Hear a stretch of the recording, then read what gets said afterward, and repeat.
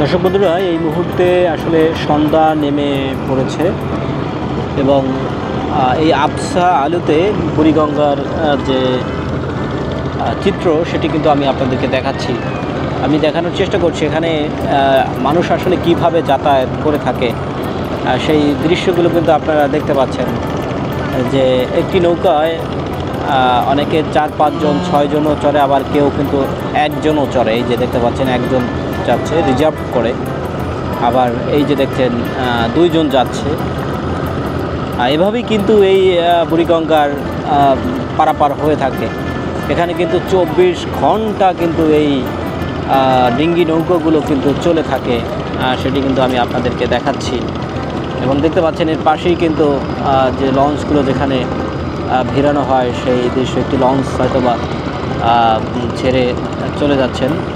এবং টার্মিনালটি, মূল যে টার্মিনালটি সেটি কিন্তু এই যে আপনাদেরকে দেখাচ্ছি, এটি হচ্ছে লঞ্চ যেখানে থাকেন আর কি।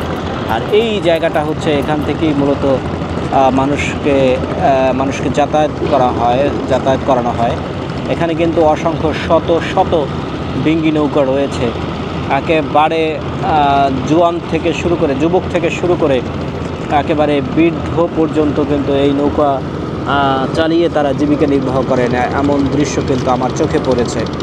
আমি কিন্তু সেই দৃশ্যগুলো আপনাদেরকে দেখাচ্ছি।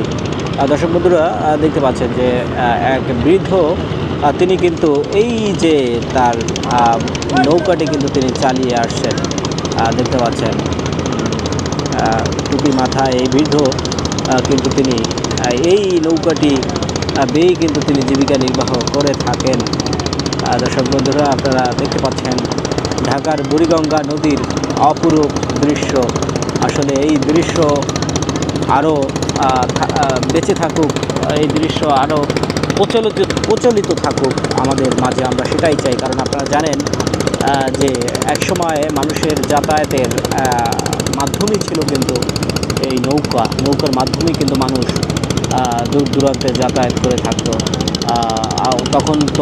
তখন আসলে কোনো ইঞ্জিন চালিত কোনো জিনিস ছিল না, যার ফলে এই নৌকাই ছিল মানুষের একমাত্র যানবাহনের মাধ্যম।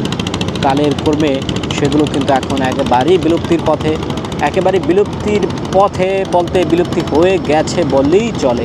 তবে বুড়িগঙ্গার এই জায়গায় আসলে আপনার মনেই হবে না যে সেই যে চিরচাহিত একটি প্রথা ছিল দেশে, যে এক সময় এই নৌকার মাধ্যমেই মানুষ যাতায়াত করতেন, সেই বিষয়টি বিলুপ্তি হয়ে গেছে, এটি কিন্তু মনেই হবে না।